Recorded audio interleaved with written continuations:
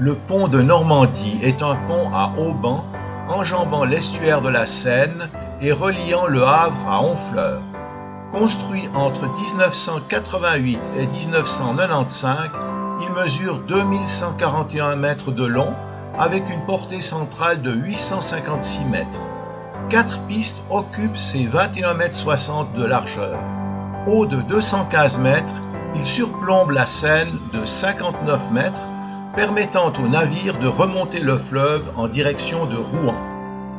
Les pylônes en forme de Y renversé pèsent 20 000 tonnes, supportant 184 haubans d'acier couverts de cire et d'une gaine de polyéthylène comme protection contre les agressions extérieures. Autrefois, Honfleur était une cité fortifiée faisant pendant au port de Harfleur, en face sur la rive droite de la Seine. Ce dispositif permettait de verrouiller l'entrée de la Seine, en particulier face aux Anglais.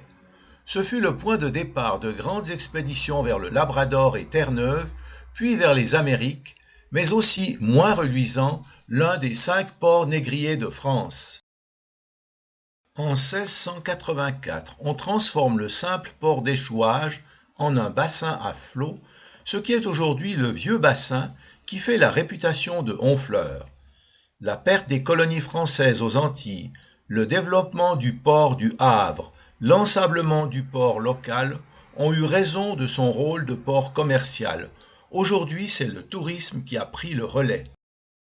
Dès le XIXe siècle, ce sont les peintres qui ont occupé la station, attirés par son charme et la belle lumière du lieu. Courbet, Boudin, Monet, etc. Honfleur qui est très jolie. Quand je vais vous dire l'origine, ça va être un petit peu moins sympathique. Au départ, c'est Honefleut.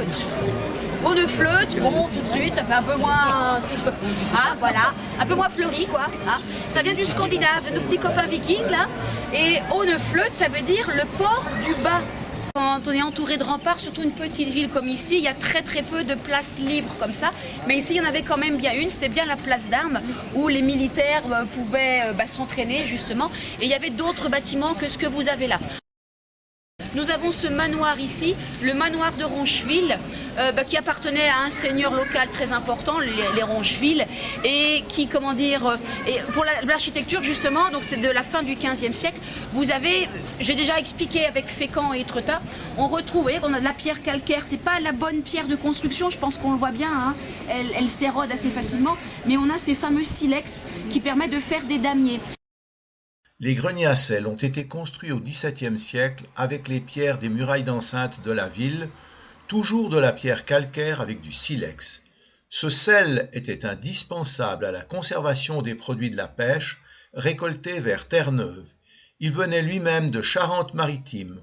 On pouvait stocker 10 000 tonnes de sel qui étaient taxées par l'État, la gabelle, un impôt très impopulaire.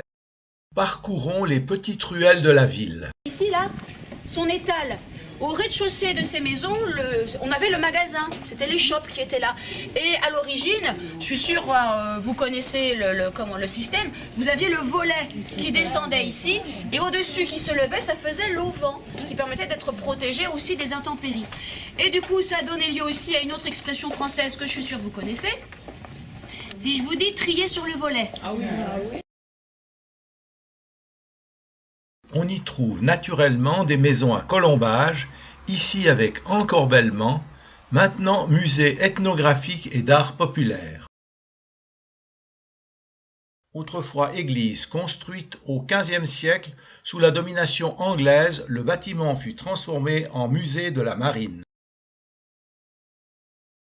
De l'autre côté du bassin, vers sa sortie, se trouve la lieutenance où l'on avait l'une des 2 portes de la ville. Sur sa façade, on voit qu'un mur a été arraché. C'est la muraille de la ville qui cheminait ensuite en plein au milieu où se trouve maintenant le vieux bassin. De l'autre côté du chenal s'élevait autrefois une tour carrée, comme à La Rochelle. Les 2 bâtisses étaient reliées par une chaîne qui verrouillait l'entrée du port. Lorsque la muraille fut supprimée, le propriétaire des terrains à l'extérieur flaira la bonne affaire. Il vendit sa propriété par lot de 8,25 m de large. Seul celui qui était assez riche pouvait en acheter 2 côte à côte. Cela explique pourquoi les maisons ont des façades si étroites. Les immeubles étaient aussi plus ou moins hauts en fonction de la richesse du nouveau propriétaire. On peut donc imaginer à quel point les escaliers doivent être étroits et pentus. Ce port, autrefois port commercial, d'où partaient les grandes expéditions lointaines, est aujourd'hui un port de plaisance au bord duquel se massent les touristes sur des terrasses de restaurants.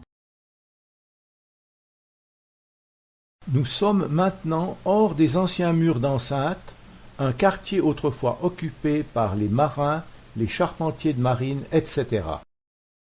Nous sommes dans le quartier Sainte-Catherine, le quartier des marins, des charpentiers de marine, etc.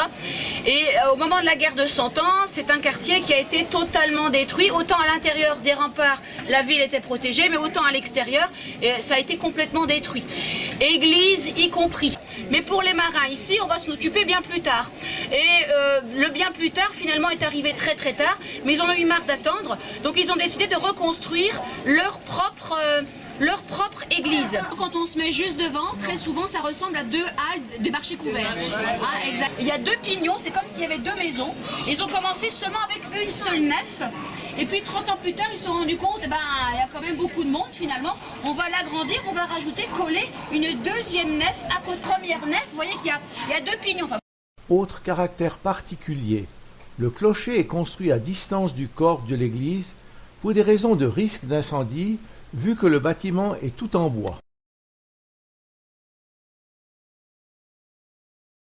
Les fameux maîtres de hache des chantiers navals ont créé cet édifice sans utiliser la scie, comme leurs ancêtres les Vikings. Dans la nef et les bas-côtés, les piliers sont de longueur variable, nécessitant des assises de pierre plus ou moins hautes. On n'avait en effet plus assez de poutres en chêne pour réaliser l'église.